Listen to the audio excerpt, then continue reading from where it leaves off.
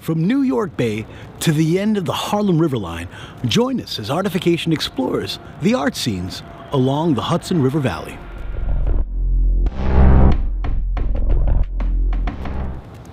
Welcome to New York State. While everyone knows of New York as the sprawling metropolis of a never-sleeping empire state, the truth is, the vast majority of New York is inland, mountainous, and quiet. The Hudson River Valley itself was carved from the receding glaciers of the last ice age, and is actually a reason why New York Harbor is one of the deepest and most celebrated natural ports on the eastern seaboard.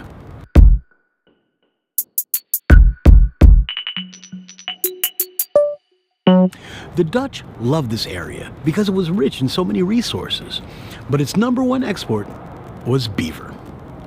In the first 11 years following the establishment of the Dutch West India Company at the foot of the island of Manhattan, over 52,000 pelts were sent out from the harbor to destinations east. Hudson River holds an iconic beauty. Its shorelines echo the passing of time. The surrounding Catskills, Adirondack, and Appalachian trails and the views they provided on the valley became the subject of a diverse group of 19th century artists called the Hudson Valley Arts School. Their physically large landscapes romanticize the natural splendor of the Hudson River Valley. A great place to start is the Albany Institute of History and Art in Albany, New York.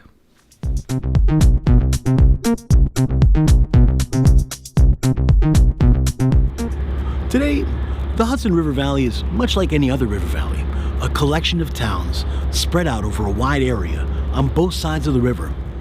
Easily reachable by car or train, we will be exploring the galleries in Beacon, New York, talking with some friends of a budding art movement in Rosendale, New York.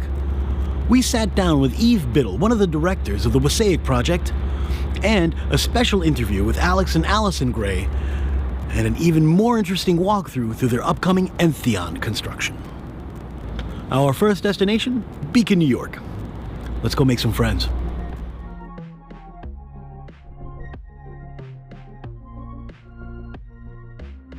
Welcome to the city of Beacon. The land that will become Beacon, New York was purchased from the Wappinger tribe in 1683.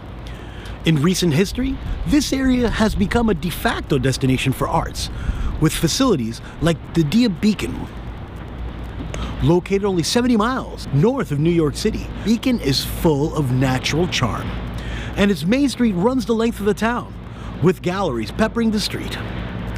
We started at one end of Main Street and discovered some interesting spaces and people all along our way to the other. So my name is Amanda Light. I have been an advisor and a co-curator for a celebration, which is a art exhibition featuring 55 women artists here at Catalyst Gallery in Beacon. What I really enjoy doing is appealing to artists that might not have an outlet to show their work. I'm Jaime Sanin. This space, we actually rented the space. This space is like an artist-run collective, so any artist can rent it. But we rented it for a 3-week show. Okay. I am from over the bridge. I live outside of Newburgh. The first time I came here was probably like 4 years ago now. And even in that time, like things are kind of coming and going a lot, and a lot of new people. Yeah. I'm Steve, this is Barbara, last name is Riddle. The gallery is Marion Royal Gallery, and we've been here about 9 years. It's not a collective, it's a gallery that's owned by us, and we represent artists.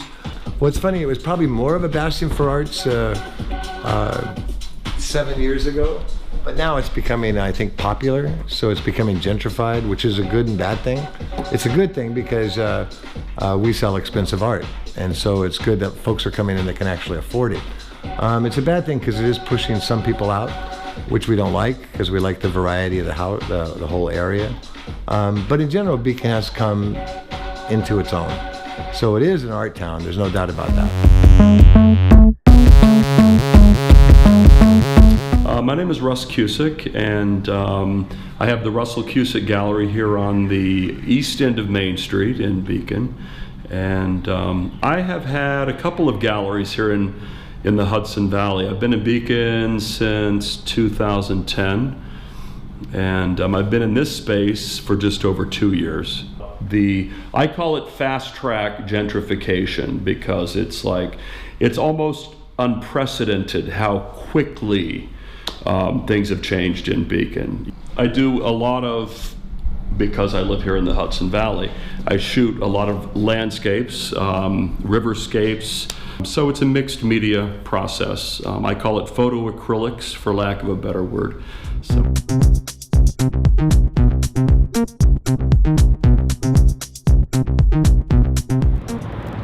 Just north of Beacon is the town of Wappinger Falls. Aside from being an idyllic, sleepy New York hamlet, it has garnered much attention recently as the home of the Chapel of Sacred Mirrors. The Chapel of Sacred Mirrors, or COSM as it is commonly known, is a trans-denominational church.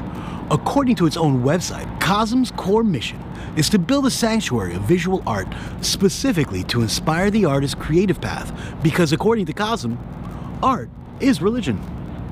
The Chapel of Sacred Mirrors was founded by visionary artists Alex and Allyson Grey, an artist duo who met while in art school in Boston. Years later, they would move to Brooklyn, where they started having full moon ceremonies and later opened their popular gallery space in Chelsea to the public. Here is where they first installed the Sacred Mirrors series. Here to tell you more about that is Alex and Allyson Grey. Yeah, this is the COSM symbol, and it is a sort of eye of God surrounded by Allyson's secret sacred language. And so it's through the eye of God comes the language of creative expression. I'm Alex Grey. I'm Allyson Grey. And you're at COSM, the Chapel of Sacred Mirrors. And you're here now in our studio. COSM stands for Chapel of Sacred Mirrors. And the Sacred Mirrors are a series of paintings. Well, you inspired, and I painted. There's 21 sacred mirrors, and they became the foundation of our collection.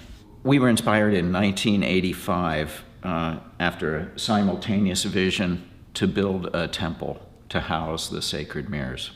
For 5 years, we had a center, 12,000 square foot center in Chelsea on 27th Street, where tens of thousands of people came, and we had to move in order to build a temple, because you can't build a temple in a rented fourth floor loft. So we moved here, and this was an old church retreat center, and we've been building for 9 years. We've been restoring 5 buildings, and we're working on building 6, Entheon, the Sanctuary of Visionary Art.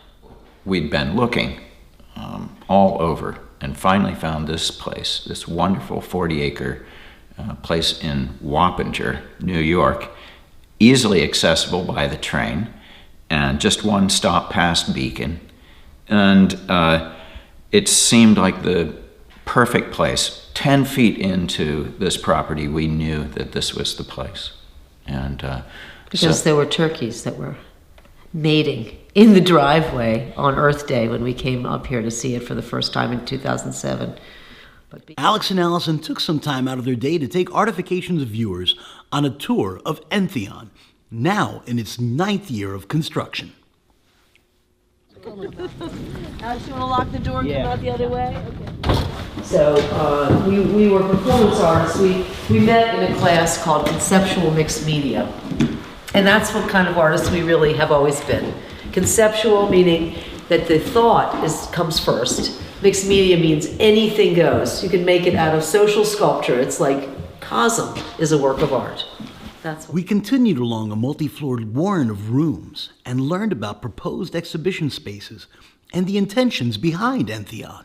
Right now we're calling this the Great Room. This is where the Great Hall, maybe, and this is where we're going to hold the full moon ceremonies and the celestial celebrations, the largest events. There'll be a stage over there with Net of Being. Over here, here's the building again. Here's the old carriage house. I love that arch. Building inside of a building. Oh, here we are. Yeah. Here we are. This is the golden With the Sacred Mirrors series being in storage for over a decade, its unveiling is bound to be an event not to be missed. To learn more about COSM and how to be part of the Entheon Project, visit cosm.org for details.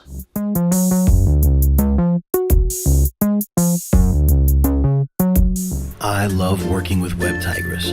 I mean, I thought I knew it all. That is, until I had a conversation with her, and she broke it down into 3 main parts I won't ever forget: website design, social media management, and most importantly, content. As a social media Luddite, it's the Tigress approach that helps us and many others communicate effectively with our social media public. I particularly enjoy the ease of communication while discussing such topics as developing your personal brand reach. You can get a great deal just for being a listener of this podcast by visiting webtigress.com/artifications. Web Tigress, your first and last stop for successful web strategies. While attending the New Moon ceremony at COSM, we took a few moments to speak with some of the founding members of Foundation Creation in Rosendale, New York. It started in Rosendale because that's just where we were. So artists at festivals needed a place to show their artwork this summer. So we built our temple for festivals that didn't have a place for the artwork to hang. Sorry, we came up with the concepts on a CAD program, you know. So we rendered this design and got a bunch of palettes and put it together. We made it convenient for artists to just hang up their paintings, or they gave them to me and I placed them. So this Foundation Creations is an initiative to help people work together and to reach their own dreams and ultimately, you know, each other's goals. If you go to Grand Central Station and take the Harlem River line all the way to the end terminal up north, you will basically land at the front doorstep of Wassaic Project in Amenia, New York. We had the pleasure of meeting with one of the directors of the Wassaic Project, Eve Biddle, just hours before they were slated to open up their 10th anniversary celebration at the Invisible Dog in Brooklyn, New York.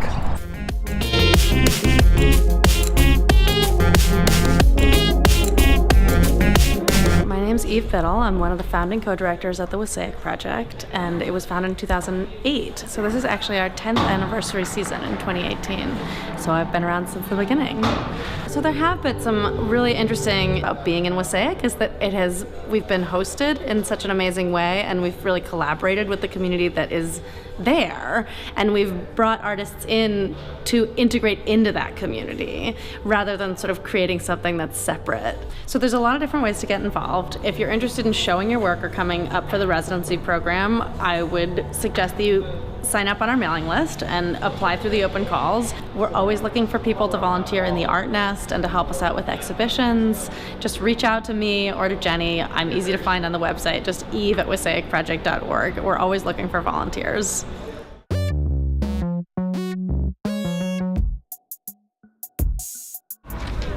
The Hudson River Valley is filled with culture, history, and art. It's easy to see why people choose to stay here year-round. It's the best of both worlds, the majesty of New York State and the proximity to New York City.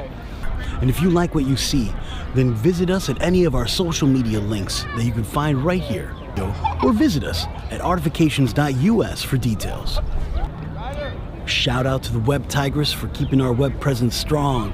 Mark Stenger, thanks and praises for all the music that you let us use.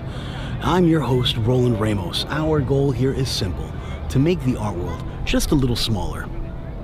Because you can't spell Earth without art. Keep creating.